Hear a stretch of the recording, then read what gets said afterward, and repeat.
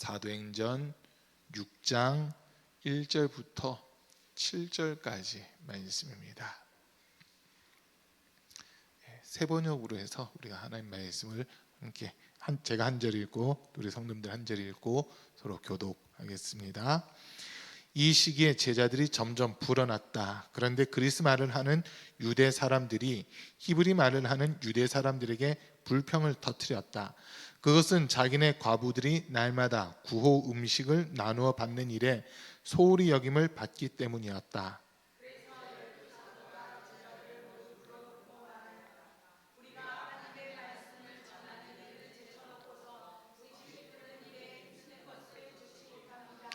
그러니 형제 자매 여러분, 신망이 있고 성령과 지혜가 충만한 사람 7을 여러분 가운데서 뽑으십시오.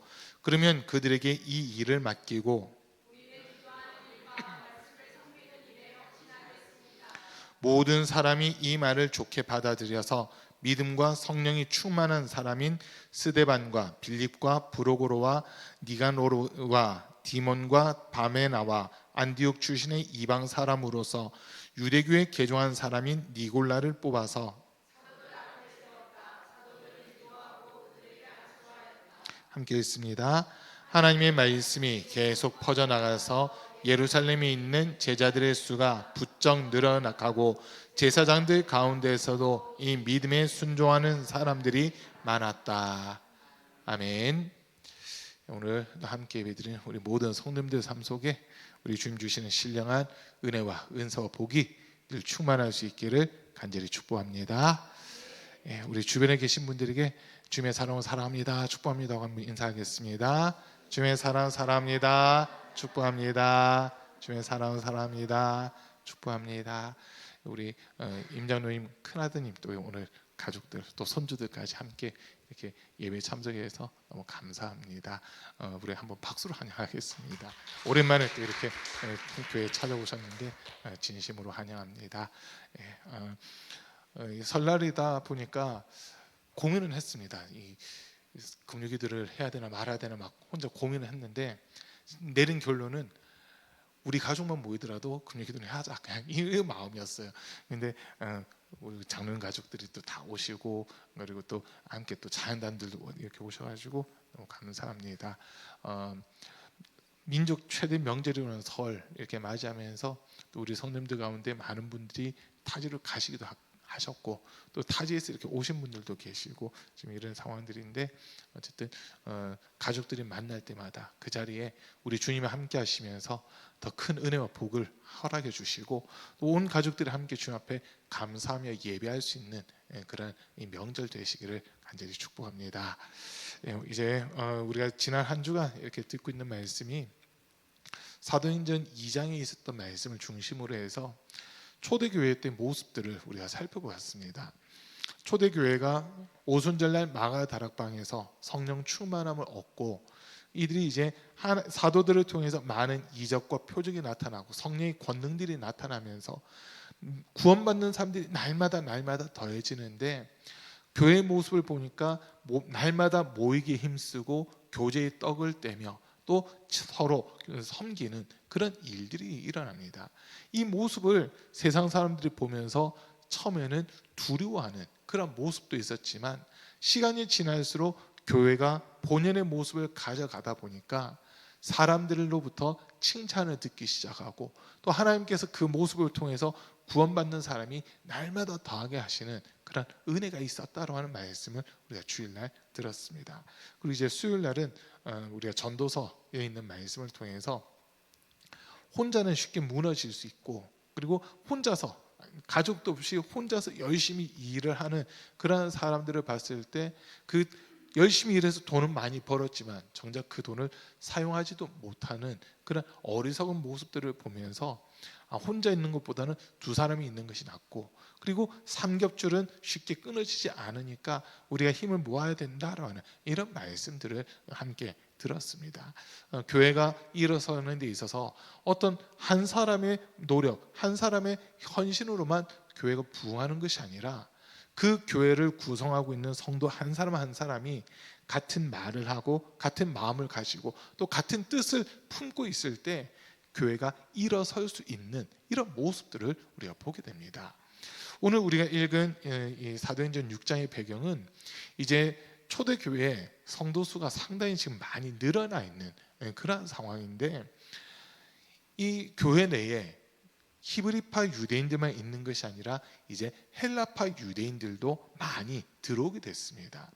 오순절날 마가의 다락방에서 성령 받은 그 베드로가 나가서 복음을 전할 때 이 이스라엘 사람들이 아닌데도 불구하고 유대교로 이렇게 개종했던 외국에서 온 사람들이 자기 나라의 언어로 이 복음 전한 것을 다 듣게 되면서 깜짝 놀라는 그런 일들이 있었는데, 그들이 이제 많은 사람들이 예수님을 영접하고 예수님 앞에 나오는 이런 일들이 일어나게 됩니다. 그러다 보니까 지금 교회 내에 한 가지 문제가 발생합니다. 히브리파 유대인들과 헬라파 유대인, 히브리파 유대인이라 했을 때는 혈통적으로 아브라함의 자손이다라고 하는 이 사람들 자체고요. 헬라파 유대인이라고 하는 사람들은 혈통적으로는 이스라엘 사람은 아니지만 이방인이라고 분류되는 사람이었지만 예수님을 구주로 영접하고 교회로 들어온 사람들, 이 사람들을 가리켜서 헬라파 유대인이다라고 이야기를 합니다. 자, 그런데 이제 교회 중직은 누가 맡고 있냐면 히브리파 유대인들이 다 교회 중직을 맡고 있습니다. 그러다 보니까 헬라파 유대인들에게서 이제 불평과 불만의 소리가 나오는데, 다른 것 때문에 불평 불만하는 게 아니라 교회에 모이게 되면 이제 이 당시 교회 모이는 시간은 주로 저녁 시간이었습니다. 오늘날처럼 주일 낮 예배 이런 게 아니라 안식일 날은 안식일대로 지키고, 그리고 예수님이 부활하신 것을 기념해서 안식 후 첫날에는 저녁에 이렇게 모이는 겁니다. 왜냐하면 안식 후 첫날은 일반적으로 다 출근을 하고 일을 해야 되는 날이다 보니까 낮에는 모일 수가 없어요. 그래서 저녁에 이렇게 모이게 되는데, 어떤 사람은 좀 빨리 오고 어떤 사람은 좀 늦게 오다 보니까 음식을 함께 나눠 먹는 데 있어서 이 히브리파 유대인들이 음식을 나눠주는데 히브리파 사람들에게는 음식을 좀 많이 주고 여유 있게 주지만 헬라파 유대인들 가운데서는 음식을 못 받는 사람들이 좀 많이 생기게 되는 이런 모습들이 나타난 겁니다. 그러다 보니까 누구는 받았는데 누구는 못 받았다라고 하면서 왜 우리는 이 못 받아야 되냐, 우리가 차별되어 받고 있는 거 아니냐라고 하는 이런 불평과 불만의 소리가 나오기 시작합니다.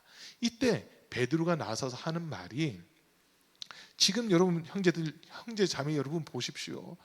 지금 교인 수가 이렇게 늘어났는데 하나님의 말씀을 전해야 될 우리가 지금 나서서 음식을 대접하고 성도들을 먹을 때 음식을 분배하는 이 역할까지 하다 보니까 정작 더 중요한 거, 기도하는 일과 말씀을 전하는 이 일을 우리가 지금 소홀히 할 수밖에 없습니다라고 하는 그 이야기를 합니다. 그러면서 당신들 가운데, 헬라파 유대인들 가운데서 성령이 충만하고 지혜로우며 사람들에게 칭찬 듣는 사람 7을 추천해 주십시오. 그러면 그들에게 이 사역, 성도들에게 음식을 나눠주고 떡을 떼며 교제하는 이 사역은 우리가 맡기고, 우리는 오직 기도하는 일과 하나님 말씀 전하는 이 일에만 집중하겠습니다 라고 하는 이 이야기를 합니다.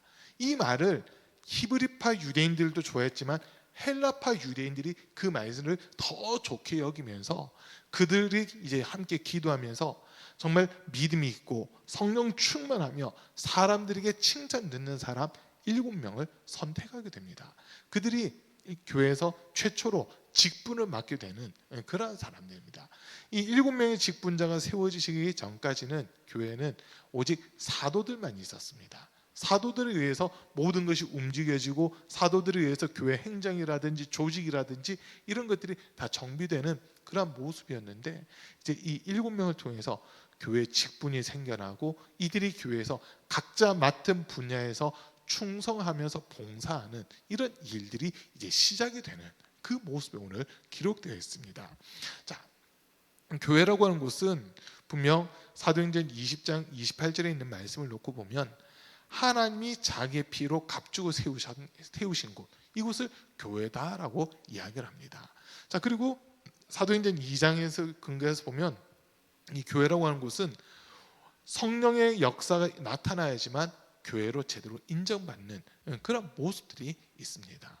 또 마태복음 16장에서 보면 베드로가 주는 그리스도시요 살아계신 하나님의 아들이십니다라고 하는 이 고백을 했을 때 예수님께서 바요나 시몬아 너가 복이 있구나. 이를 알게 한 이는 혈육이 아니요 하늘에 계신 내 아버지시다.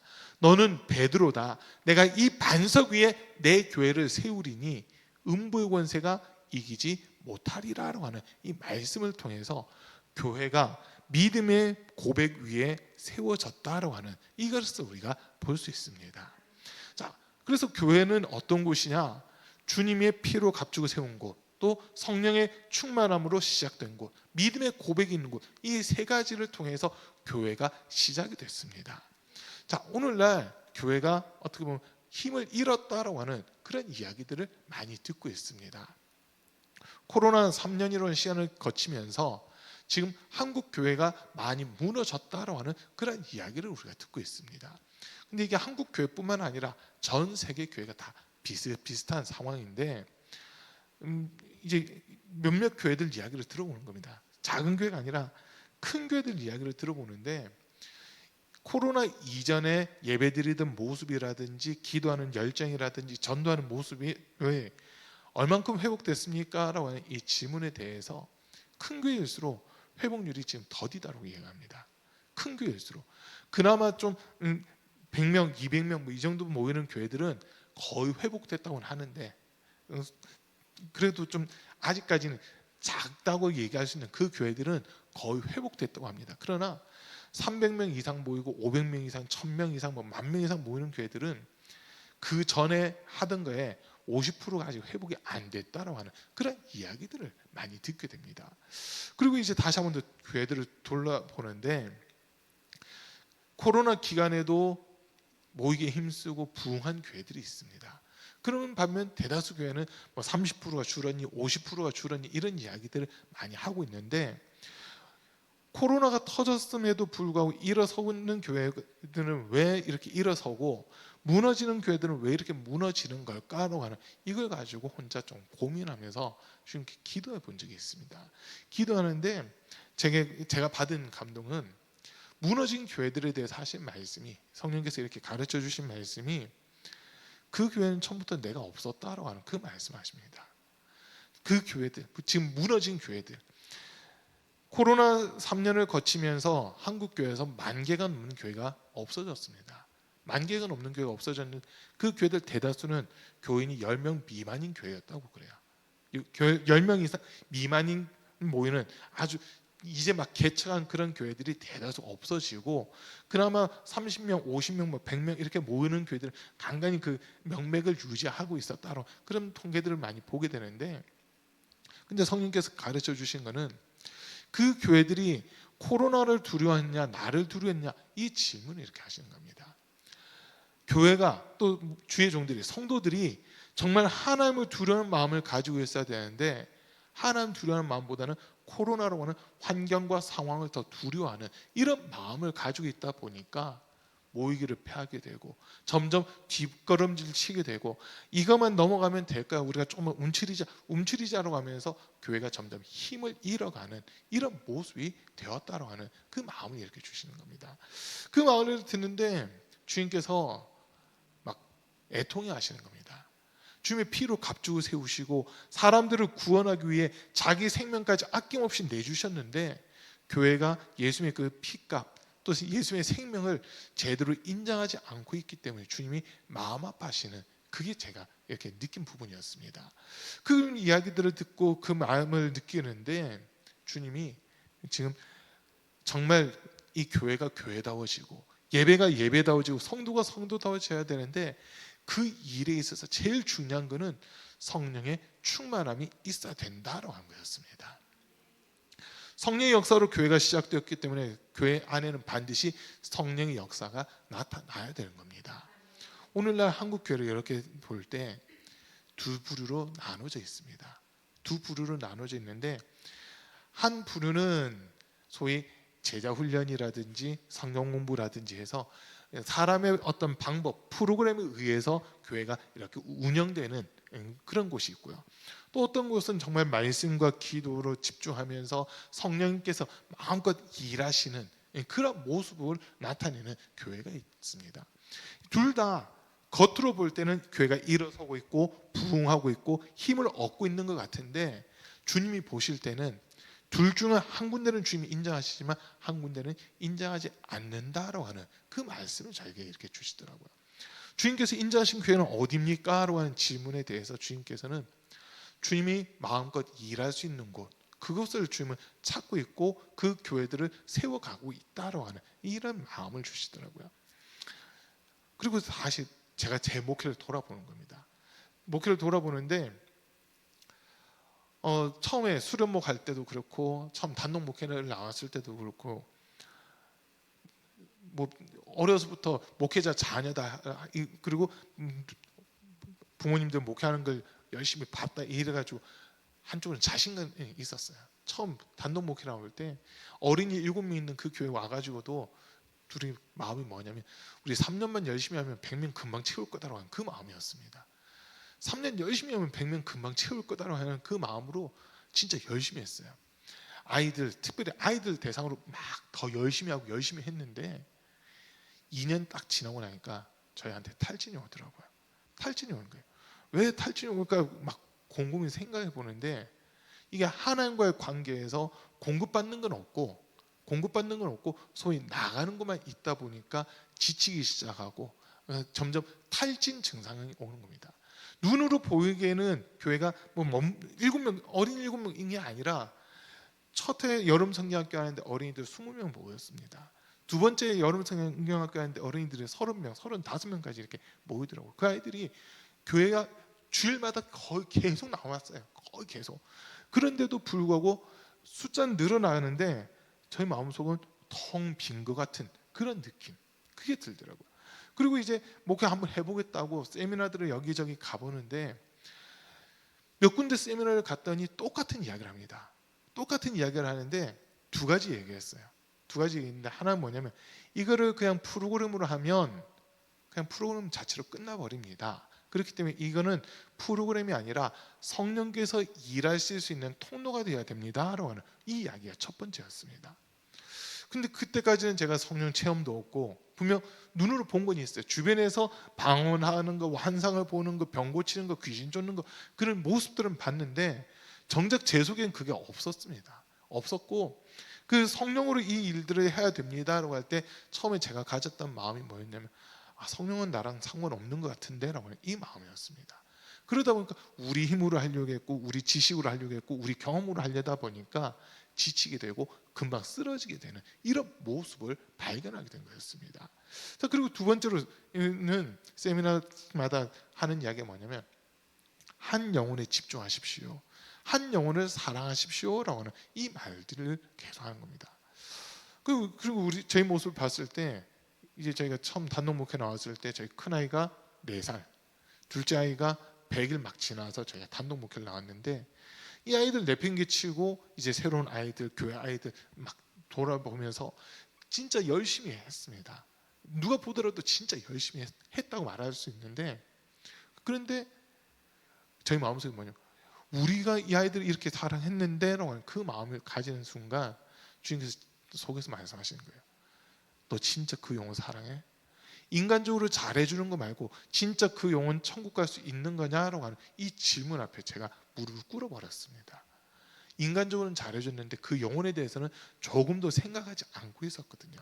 그걸 주님이 책망하시는데 그때 그러면서 이제 좀 회개를 하기 시작하고 은혜 받기 시작하고 성령 받기 시작하고 성령을 통해서 말씀을 하나하나 깨달아가기 시작하는데 하면서 많이 울기도 하고 많이 무릎 꿇기도 하는 그 시간들이 이렇게 지나게 됩니다. 그러면서 목회라고 하는 것이 내 힘으로 하는 것이 아니라 성령께서 주신 힘으로 성령의 능력과 권능으로 이 일을 해나가야 되는구나라고 하는 그거를 다시 한번 더 깨닫게 됐습니다. 어려서부터 이제 너 어른 되면 뭐 될래라고 물으면 주변 분들이 물으면 한 번도 다른 거 얘기해 본 적은 없습니다. 목사 될래요? 목사 되고 싶습니다라고 하는 그 이야기만 했습니다. 그러다 보니까 어려서부터 딱 한 가지 마음을 가지고 있었어요. 뭐냐면 목사가 하나님 말씀 전하는 사람인데 하나님 말씀 모르면 안 된다 해가지고 성경을 읽기 시작했습니다.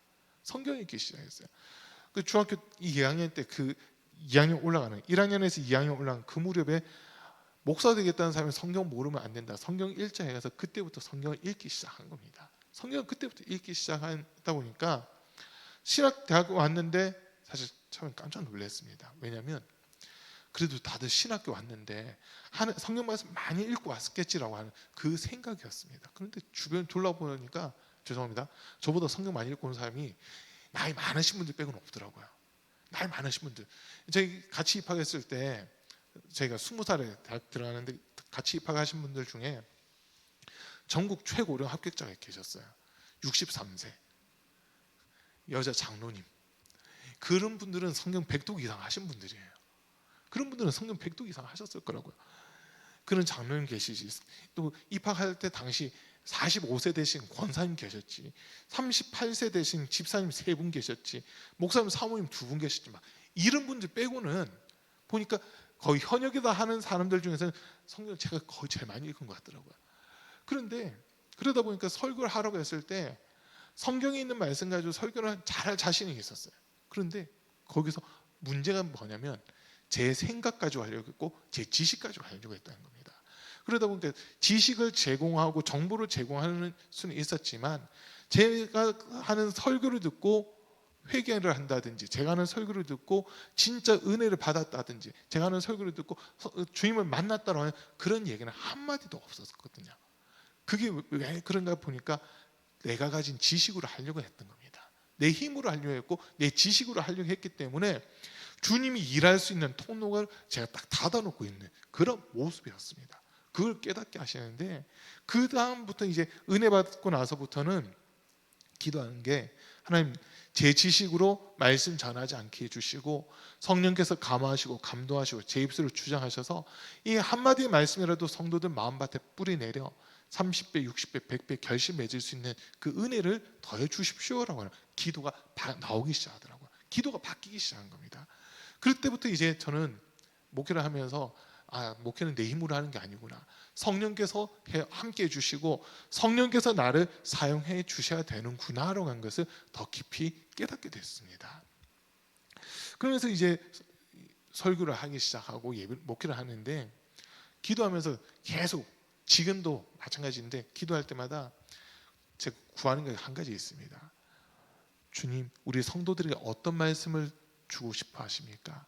우리 성도들 어떤 말씀을 드려야 됩니까? 그 말씀, 우리 성도들이 어디에서 은혜를 받아야 됩니까? 제가 먼저 은혜 받게 해주시고, 제가 먼저 그 말씀 듣게 해주시고, 제가 먼저 주님 마음 느끼게 해 주십시오라고 하면서 그렇게 기도가 바뀌기 시작합니다. 그렇게 기도를 하고 앞에 서서 설교를 하다 보니까 이제 평택에 있을 때도 그렇고 지금까지 목회를 하면서 설교 중에 성도들이 바뀌기 시작하더라고요. 설교를 하는데 성도들이 바뀌기 시작하는 거예요. 멤버가 바뀌는 게 아니라 성도들의 태도가 바뀌기 시작하고 말씀 듣고 순종해 나가는 모습들이 바뀌어가기 시작하는 겁니다. 그 모습을 이렇게 보는데, 교회라고 하는 것은 사람의 지혜, 사람의 방법으로 일어서는 것이 아니라 성령께서 함께 해주셔야지만 되는 곳이구나라고 하는 것을 깨닫게 된 그 경험들이 있었습니다. 오늘 이 말씀을 보면서 지금 이 베드로를 중심으로 한 사도들이 제일 걱정하고 염려하는 게 뭐냐면,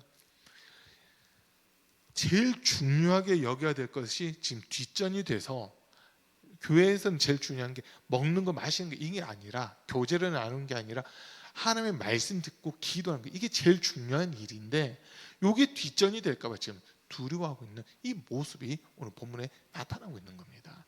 오늘날 교회들도 마찬가지입니다. 너무 많은 일들을 하다 보니까 정작 기도해야 될 시간이 없어지고, 정작 하나님의 말씀을 전하긴 전하는데 그 말씀 속에 생명력이 없는 그런 모습들을 많이 보게 된다는 겁니다. 우리는 교회에서 하나님의 말씀과 기도를 통해서 우리가 날마다 거룩해지는 그 은혜가 있어야 되는 겁니다. 디모데전서 4장 5절에서 하나님의 모든 말씀과 기도로 거룩하여 짐이다라고 이렇게 우리에게 일러주는데, 말씀을 전해야 되는 사도들이 지금 성도들에게 음식을 나눠주고 이 일을 하다 보니까 정작 말씀 준비를 못하게 되고 기도를 못하게 된다는 거예요.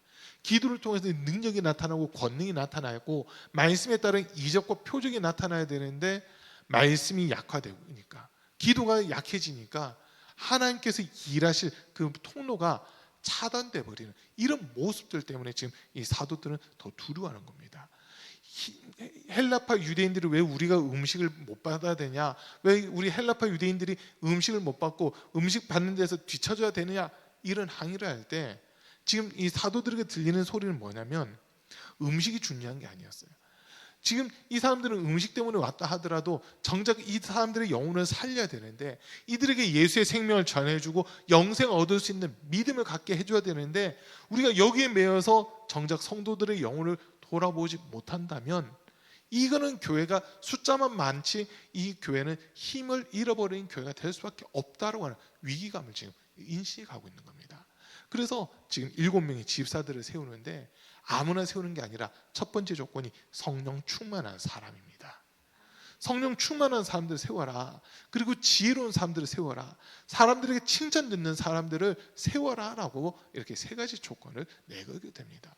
그렇게 했을 때 그냥 사회적으로 명망이 있는 사람 또는 사회적으로 높은 지위에 있는 사람, 어떤 권력을 가지고 있는 사람을 교회 직분자로 세우는 것이 아니라 정말 지혜롭고, 이 지혜롭다는 것은 세상의 지혜가 아니라 예수 그리스도를 바르게 아는 그 지혜를 가지고 있다는 겁니다. 예수 그리스도를 바르게 알고 구원에 이르는 온전한 지혜를 가지고 있는 사람, 그리고 성령 충만해서 주님의 마음을 느끼고 주님의 심정을 가지고 있는 사람, 이런 사람들을 세우라라고 하는 이 지시를 하게 됩니다.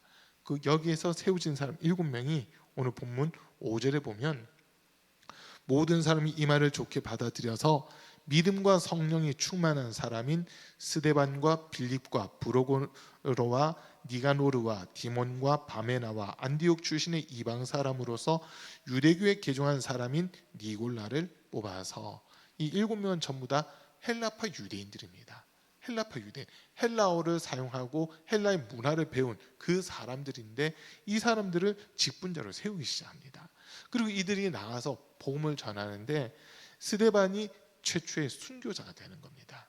스데반이 최초의 순교자가 되고, 그리고 또 이 빌립이 인도의 간닥의 여왕의 내시를 만나서 그에게 복음을 전하는 이런 모습들이 사도행전에 쭉 기록이 되어 있습니다. 나머지 분들은 지금 사도행전 기록되어 있지 않지만 교회에서 이분들이 중요한 역할을 하면서 교회에서만 충성한 것이 아니라 교회 밖에 나가서는 복음 전하는 이 일에 매진했다라는 것을 우리는 이렇게 알 수 있는 부분들인데, 어쨌든 지금 교회에서 직분자를 세울 때 사회적으로 영향력이 있는 사람이냐 아니면 믿음이 있는 사람이냐, 이걸 놓고 고민할 때가 있습니다.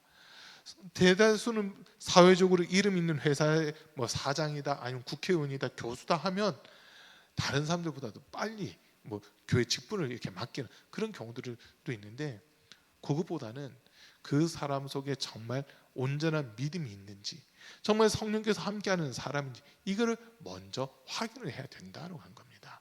믿음이 더해지고 그 믿음뿐만 아니라 이 믿음으로 말미암아 사람들에게 칭찬 들을 만한 그러한 신앙생활을 함으로써 성도들에게 믿음의 본이 될 수 있는 그러한 사람들을 직분자로 지금 세우고 있는 이 모습이 기록되어 있습니다. 오늘 예배드리는 우리 사랑하는 성도님들, 우리가 기도해야 될 제목이 한 가지 있습니다. 그건요, 성령 충만함입니다. 시대가 많이 바뀌었다 하더라도 교회는 누가 뭐라 하더라도 성령의 역사와 권능이 나타나야 되는 겁니다. 사람의 지혜로 움직이려고 하는 교회는 그 사람의 지혜로 망하게 됩니다. 옛날에 서울에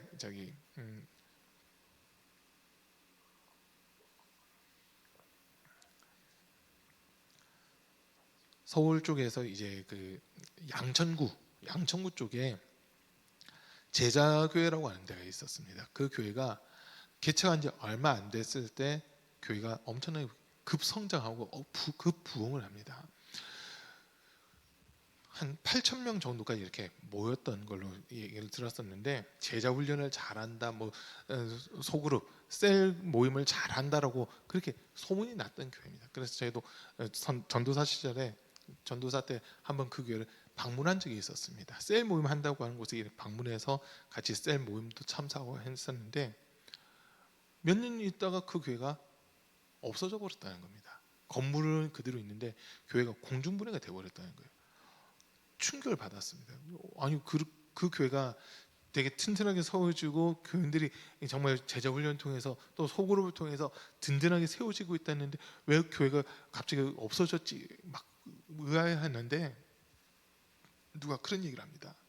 그 교회가 전도에 의해서 이렇게 부흥된 것도 아니고 처음부터 뭐 이렇게 훈련된 성도들이 아니라 각자 다른 교회에 있었던 성도들인데 주변에 있던 교회들이 싸움에 나가지고 교회가 깨지면서 깨진 교회 성도들이 이 교회 제자교회라고 하는 데로 몰려왔다는 거예요. 그러다 보니까 이 교회는 지금 소위 A 교회에서 온 사람, B 교회에서 온 사람, C 교회에서 온 사람, D 교회에서 4군데인가 5군데 교회가 깨져가지고 그 깨진 교회인들이 모여서 세워진 게 이 제자교회였다고 그런 얘기를 합니다. 그런데 시간이 좀 지나다 보니까 처음부터 목사님에 의해서 이렇게 세워진 사람들이 아니라 이미 다른 교회에서 직분을 가지고 있었던 사람들이다 보니까 아유 우리 교회에서는 이렇게 했는데요, 우리 교회에서는 이렇게 했는데 또 이게 나오다 보니까 다시 충돌이 일어나서 교회가 마당에서 예배드리는 파가 생기고 예배당에서 예배드리는 파가 생기고 예배당도 1층에서 예배드리는 사람들, 2층에서 예배드리는 사람들 이 파가 나눠져가지고 자기들끼리 막 치고받고 싸우다가 결국 교회가 공중분해돼 버린 그런 사건이 있었습니다. 그 이야기를 들으면서 숫자가 8,000명인데 결코 적은 숫자가 아닌데 이 큰 교회가 하루아침에 공중분해되고 사라진 그 모습을 보면서 상당히 두려움을 느꼈습니다. 와, 8,000명이 모였는데도 한순간에 이게 공중분해가 될 수 있단 말인가 했는데 그 교회에 대해서 나중에 이렇게 다른 분들이 하는 얘기가 제자 훈련이라고 하는 프로그램으로 뭔가 해보려고 했다는 겁니다. 프로그램에 의해서만 뭔가 해보려고 하다 보니까 성령께서 하나 되게 하신 거 이거는 없고 소위 지식만 늘어나고 지식만 늘어나다 보니까 또 자기들이 가지고 있었던 것을 내려놓은 게 아니라 그 전에 신앙생활을 했던 것들을 그대로 가지고서 뭔가 지식만 늘어나다 보니까 제 생각은 이것은 이렇습니다, 제 생각은 이렇습니다라고 하다가 교회가 결국 깨지는 이런 일들이 일어났다는 겁니다. 여러분, 교회는요 내 생각이 중요한 게 아닙니다. 교회 주인이신 하나님의 마음이 이겁니다. 하나님의 뜻은 이겁니다. 이게 중요한 겁니다. 하나님의 뜻을 저버리고 내 생각만 외치다 보니까 교회가 결국 깨져버리더라라는 겁니다. 우리 가운비 교회 모든 성도들은 내 생각을 주장하기 전에 내 생각이 하나님의 생각과 맞는지 이거 먼저 점검하셔야 됩니다. 그래서 하나님의 생각과 맞고 성령께서 지지하고 있다면 그때는 누가 얘기를 하더라도 같은 말이 나올 수밖에 없는 겁니다. 같은 말이 나올 수밖에 없습니다. 그런데 내 생각을 성령의 생각, 하나님의 생각을 맞추지 않고 있으면 5사람이 모였으면 5사람이 서로 다른 이야기를 할 거고 10사람이 모였으면 10사람이 서로 다른 이야기를 할 거고 100사람이 모이면 100사람이 다 다른 이야기를 하게 됩니다. 그러나 성령께서 주신 생각은 하나로 모이게끔 되어 있습니다.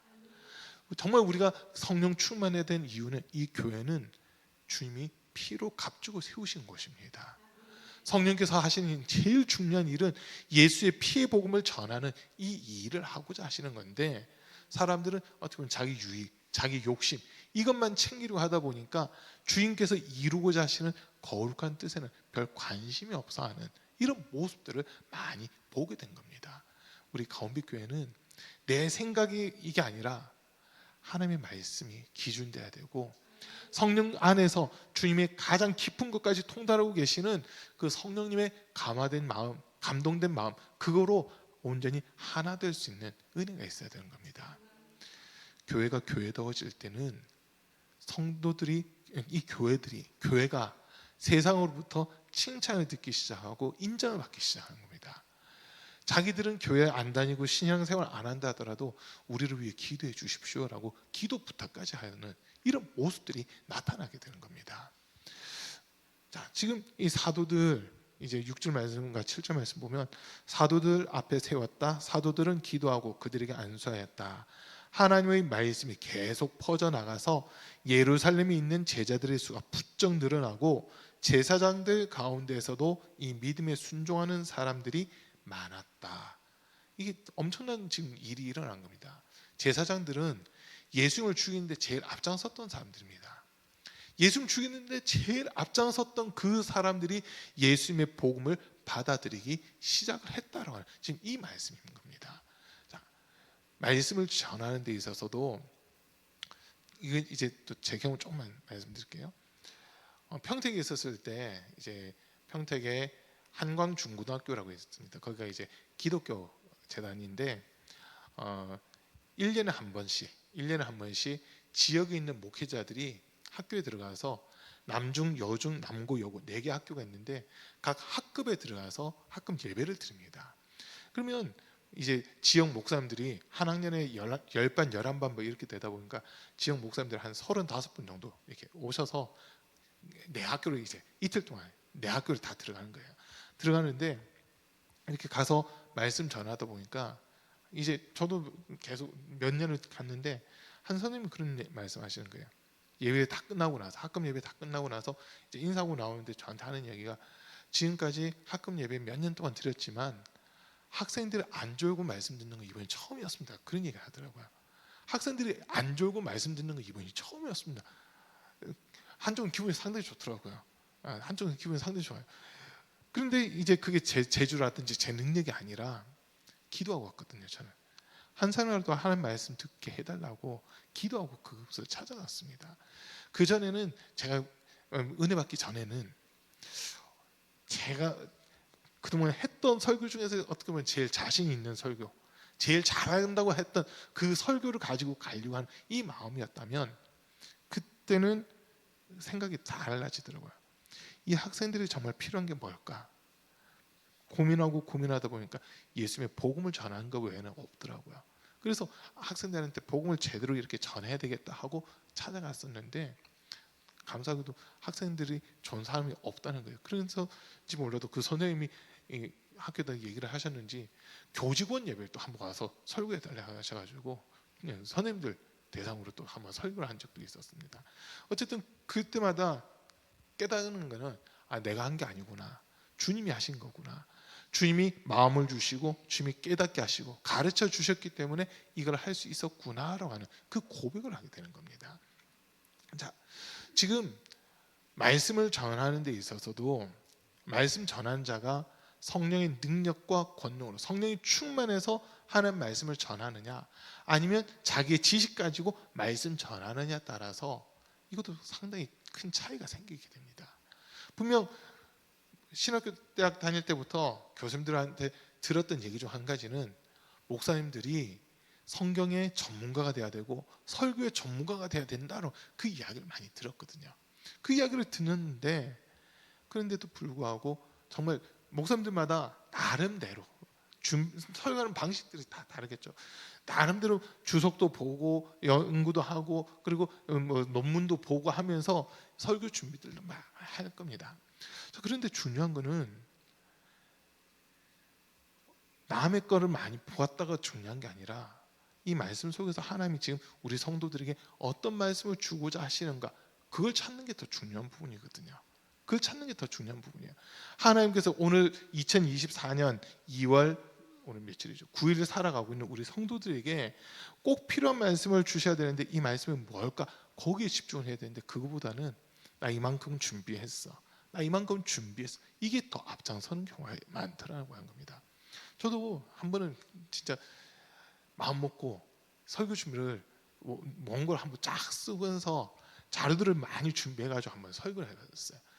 설교하기 전에 어떤 마음이었냐면 오늘 이번 설교는 성도들이 진짜 은혜 받을 거다라고 하면서 혼자 막 그런 생각하고 앞에 서가지고 설교를 했습니다. 근데 그날 설교요 막말로 얘기해서 죽쓰는 설교였습니다. 죽쓰는 설교였어요. 혼자만 잘했다 생각하고 있는 설교.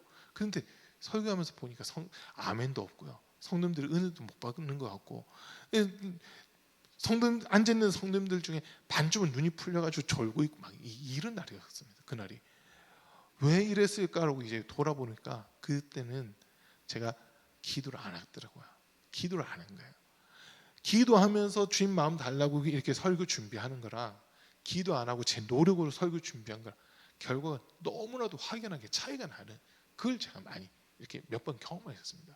그러고 나서는 내 지식으로 또는 내 경험으로 뭔가 자료들을 의지해서 하려고 했을 때는 주님이 안 도와주시는구나.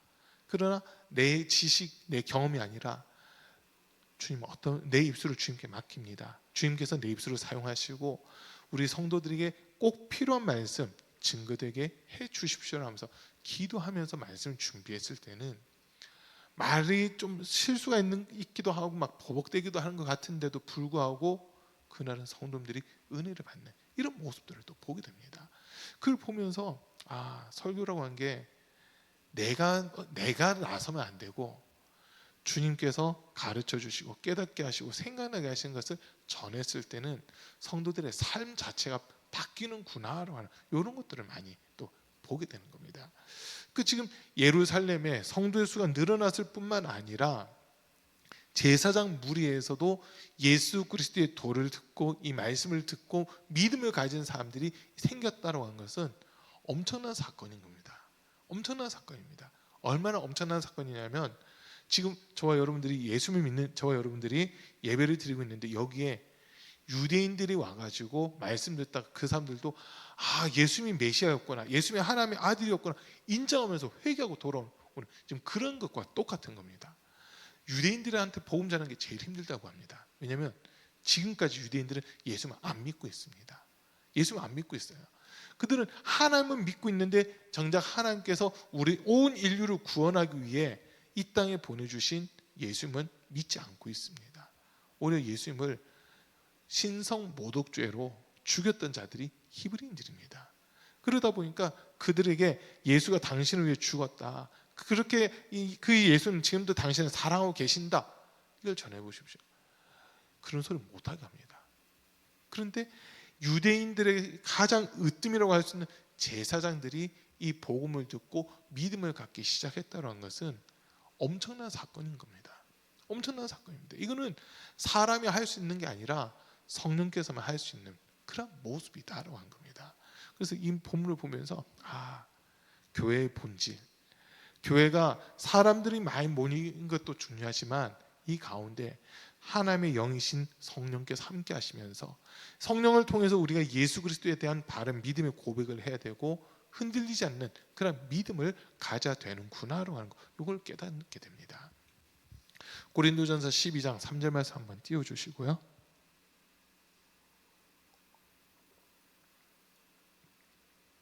고린도전서 12장 3절 말씀에 보면 아무든지 그러므로 내가 너희에게 알리노니 하나님의 영으로 말하는 자는 누구든지 예수를 저주할 자라 하지 아니하고 또 성령으로 아니하고는 누구든지 예수를 주시라 할 수 없느니라.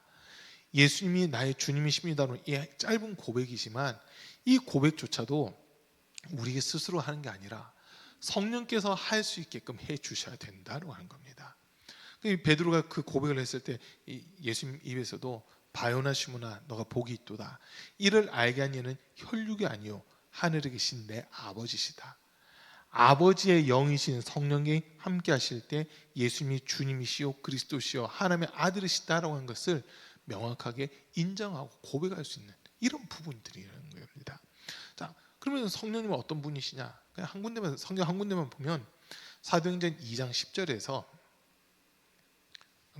고린도전서 2장 10절입니다. 죄송합니다. 고린도전서 2장 10절에서 보면 하나님의 가장 깊은 것까지 통달하고 계신 분이 성령님이시다라고 이렇게 소개를 하고 있습니다. 오직 하나님의 성령으로 이것을 우리에게 보이셨으니 성령은 모든 것 곧 하나님의 깊은 것까지도 통달하시느니라.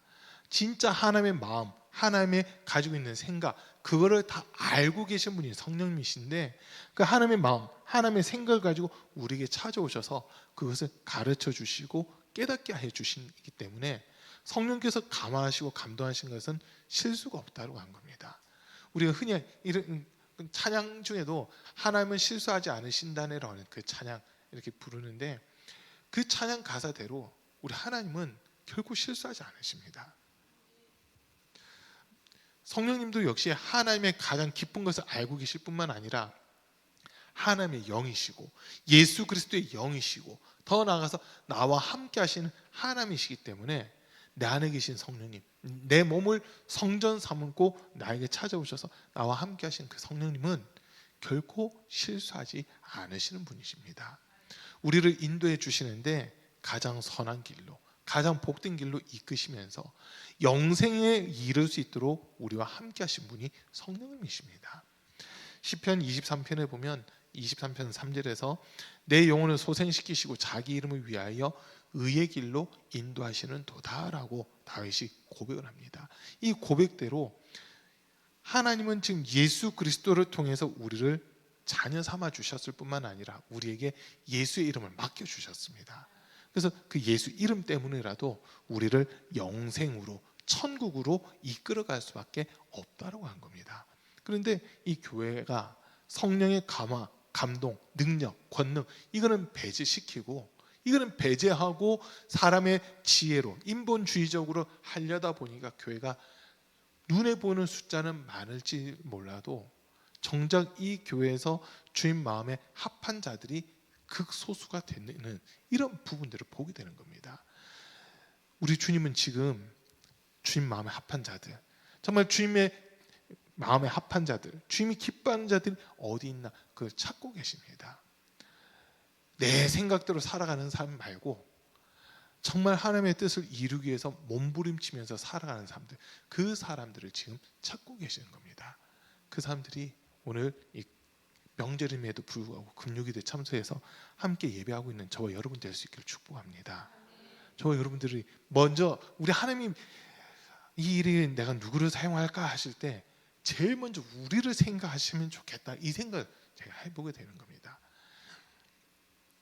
주님, 제가 여기 있습니다. 어른 일은 저 사람 시키고요, 쉬운 것만 저에게 맡겨주세요, 이런 거 하지 마시고 주님이 누구를 시키지, 누구에게 이 일을 맡기지 했을 때 제일 먼저 그래, 가온빛교회 성도들에게는 언제든지 무엇을 맡겨도 이 성도들은 해내는 성도들이야, 주님 그렇게 인정할 수 있는 저와 여러분 되시길 축복합니다. 그거는 우리가 잘나서가 아니고 우리 안에 계신 성령님의 감화 감동에 우리가 순종만 하면 우리 주님 잘하는구나, 너 힘으로 하는 게 아니라 성령의 도우심을 구하고 주님께 힘과 지혜와 능력을 구해서 이 일을 하려고 하는 모습 보니 그 모습 자체가 내게 너무 마음에 든다. 내가 또 할 수 있는 지혜를 줄게, 너에게 도와줄 수 있는 사람들 붙여줄게, 돈이 필요하면 내가 돈도 붙여줄게라고 하면서 할 수 있도록 주님이 이끌어 가시는 그 은혜를 분명 더해 주시는 겁니다. 내 힘으로 할 때는 한계가 있습니다. 그런데 주님의 일이니까 주님이 도와주십시오 할 때는 주님의 일이니까 주님이 도와줄 수밖에 없는 사실 그 부분이 있거든요. 그래서 우리는 당당하게 주님께 구해야 됩니다. 주님, 저에게 이거 하라고 하셨는데 제 힘으로는 할 수 없습니다. 제 지식으로는 할 수 없습니다. 할 수 있는 힘과 지혜와 능력 주시고 또 잘할 수 있는 사람들도 붙여주십시오. 그래서 모든 것이 합력해 선을 이루게 도와주십시오라고 그렇게 주님께 도움을 구하는 우리 성도님들 되셔야 됩니다. 그때 주님이 도와주시는 거거든요. 그건 제 경험으로 해서 이렇게 하면 될 것 같아요. 한번 해보십시오. 하나님의 일은요, 똑같은 방법이 없습니다. 그때마다 하나님은 다르게 일을 하시고 다른 방법을 사용하시기 때문에 전에 이렇게 역사하셨으니까 이번에 또 똑같이 역사하실 거예요, 그게 아니더라고요. 전엔 그렇게 역사하셨을 때 이번에 다르게 역사하시는 겁니다. 이스라엘 백성들이 출애굽한 이후에 가나안 땅에 들어가면서 물을 2번 건너게 됩니다. 한 번은 출애굽하자마자 홍해를 건너게 되고요, 또 마지막에는 요단강을 건너게 됩니다. 두 사건 다 물을 건넜다고 하는 공통점은 있지만 건너는 방법은 달랐습니다. 홍해를 건널 때는 하나님께서 먼저 물을 갈라놓고서 건너가라고 하십니다. 자, 근데 요단강이 왔을 때 그 홍해 사건만 생각했다면 이스라엘 백성들은 요단강을 건널 수가 없습니다. 늦은 비가 내린 다음이라 이 요단강 물이 강둑에 범람할 만큼 물이 차 있는 상황이거든요. 그러니까 홍해 때 사건만 기억하고 있고 그때 주님이 그렇게 일하셨으니까 이번에도 물을 갈라놓고 우리 보고 건너가라고 하실 거야. 만약 그랬었다면 이스라엘 백성들은 가나안 땅 못 들어가는 겁니다. 그냥 하나님께서 명령하시거든요. 언약궤를 맨 제사장들이 요단강물로 들어가라고 그냥 명령해 버리십니다. 아멘하고 순종하고 들어갔을 때 하나님은 위에서부터 흐르는 물을 멈추게 하셔가지고 마른 땅이 되게끔 해서 이스라엘 백성들이 건너게 하시는 이 모습을 보여주십니다. 물을 건넜다고 한 부분에서는 똑같은데 처음에는 믿음이 없으니까 이스라엘 백성들이 하나님을 경험한 적도 없고 하나님의 말씀을 깨달은 적도 없다 보니까 하나님께서 자신의 살아계심을 나타내기 위해서 먼저 길을 열어놓고 바닷물을 열어놓고 건너가라고 하신 거였습니다. 그런데 40년 광야 생활을 하면서 이스라엘 백성들은 하나님이 먹이시고 입히시고 보호하시는 그 은혜를 경험하면서 하나님이 살아계시다라고 하는 것을 인정하는 이 믿음을 갖게 된 겁니다. 믿음을 갖고 있는 사람들한테는 길을 열어서 건너가라가 아니라 그냥 건너가라고 말씀하시는 겁니다. 그런데 그 말씀에 순종하고 들어가면 하나님께서 그 흐르던 물까지 멈추게 해서 길을 내버리시는 이 일을 행하시는 겁니다. 그래서 하나님이 행하시는 방법은 매번 달라지는 겁니다. 매번 달라지는데 그때 이렇게 했으니까 이번에도 이렇게 하실 겁니다. 그게 잘못됐다는 겁니다. 하나님께 또 지혜를 구하는 거예요. 하나님, 이번에는 좀 어떻게 일을 하시렵니까? 이번에는 저에게 어떤 은혜를 베풀려고 하십니까? 라고 하면서 매 순간순간 주님의 도움을 구하고 기도하는 거, 이게 성령 충만한 사람들만 할 수 있는 부분이라는 겁니다. 성령 충만하지 않으면 그때 했던 그거로만 생각하는데 성령 충만한 사람들은 매일매일 새로운 경험을 하나님이 하게 해주시는 그 부분들이 있습니다. 그래서 우리 성도님들 날마다의 삶 속에서 하나님이 살아계시다는 것이 경험되고 체험될 수 있는 그 은혜가 있기를 간절히 축복합니다. 교회는 성령의 역사가 없으면 아무것도 아닙니다. 교회 내에 성령께서 일하시는 통로가 막혀져 있으면 교회는 일어설 수가 없습니다. 초대교회가 일어설 수 있었던 것은 그 당시에 보면 가장 가난했던 사람들, 가장 지위가 낮았던 사람들, 가장 무식했던 사람들을 통해서 좀 일을 하기 시작하셨습니다. 그 사람들을 통해서 복음이 전파되는데 베드로가 한번 설교할 때 3,000명씩 5,000명씩 회개하고 돌아오는 이런 일들이 일어나거든요. 여러분, 베드로는 엄청 겁이 많은 사람입니다. 우리가 베드로 하면 막 단순 무식해가지고 무조건 막 불도저처럼 밀어붙이는 그런 사람인 것처럼 보이는데 베드로 사람 눈치 엄청 많이 보는 사람입니다. 그런 베드로가 은혜 받고 성령 받고 담대해지니까 사람 눈치 보는 게 아니라 이거는 하나님이 기뻐하는 뜻이다면서 담대하게 복음을 전파하기 시작합니다. 그때 역사가 나타나는 거거든요. 우리 삶도 마찬가지입니다. 우리가 뭔가 계산하고 재고했으면 주님 일을 할 수가 없습니다. 그러나 주님, 내게 할 수 있는 힘과 지혜, 능력, 믿음, 담담을 주십시오. 그리고 나가면 순종하는 사람을 통해서 주님 일을 이루어 가시는 겁니다. 그 은혜가 오늘 예배드린 우리 모든 성도님들 삶 속에 함께 할 수 있기를 간절히 축복합니다.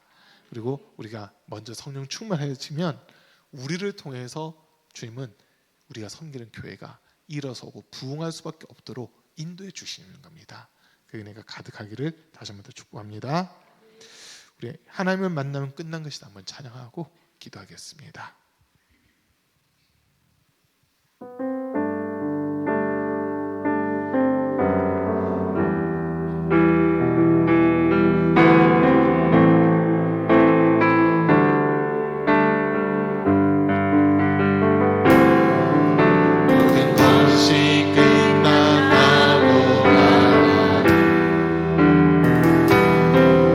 사람들의 말을 듣지 마라.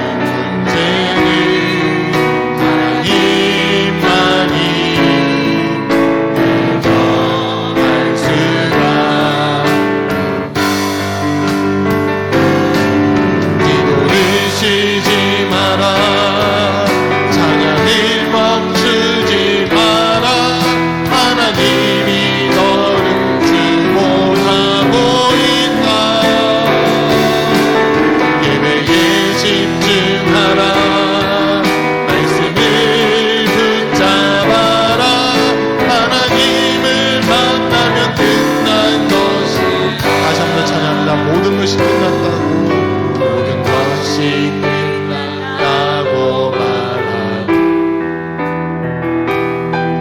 사람들의 말을 듣지 말아라. 하나님은 아직도 너에게서 시선을 떼지 않았다. 세상에서 답을 찾지 마라. 사람들을 의지하지 말아라. 너의 모든 문제는 하나님만이 해결할 수가. 기도를 멈추지 마라. 찬양을 멈추지 마라. 하나님이 너를 주목하고 있다. 예배에 집중하라. 말씀을 붙잡아라. 하나님을 만나면 끝난 것이. 그냥 가는 길 멈추지 마라. 가는 길 멈추지 마라. 뒤를 돌아보지 마라. 하나님이 너를 주목하고 있다. 의심을 하지 마라. 절대 포기하지 마라. 하나님을 믿으면 끝난 것이. 기도를 쉬지 마라. 기도를 쉬지 마라. 찬양을 멈추지 마라. 하나님이 너를 주목하고 있다. 예배에 집중하라. 말씀을 붙잡아라.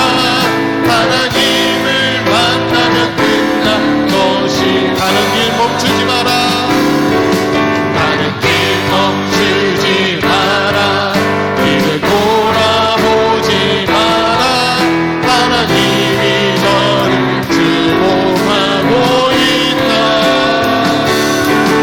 의심을 하지 마라. 절대 포기하지 마라.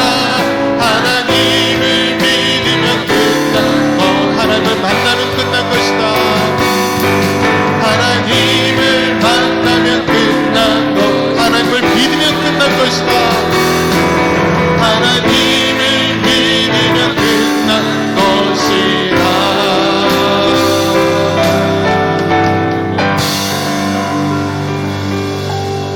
아멘. 우리 주님은 지금도 우리를 주목하고 계시고 또 영원토록 우리와 함께하겠다 약속하셨습니다. 우리가 우리 안에 우리를 성전 삼고 우리 안에 계신 그 성령님께서는 지금도 말할 수 없는 탄식을 우리를 위해 친히 탄식하며 간구하고 계십니다. 우리 안에 계신 성령님 항상 우리 때문에 근심하고 계세요. 우리가 믿음의 자리에서 떨어질까봐, 정말 주님이 명하신 그 길을 가지 않고 내 생각대로 움직일까봐 내 안에서 지금 근심하시면서 나를 위해 끊임없이 기도하고 계십니다. 이 시간 우리 기도하실 때 주님, 내게 성령의 충만함 다해 주십시오. 성령 충만한 7명의 직분자들을 통해 예루살렘 교회가 더욱더 든든히 세워졌고, 정말 성령 충만할 때 주님의 영광 나타나고 주님의 거룩한 뜻이 이루어진 것처럼 오늘 나에게도 성령의 충만함 다해 주시옵소서. 하나님이 주목하시고 하나님이 기뻐하실 만한 그러한 삶이 되게 해 주십시오. 내 생각대로 내 뜻대로가 아니라 나를 구원해 주신 하나님 아버지의 뜻대로 순종할 수 있는 힘과 지혜와 능력을 덧입혀 달라고 이 시간 우리 주여 3번 부르고 힘차게 기도하겠습니다. 주여, 주여.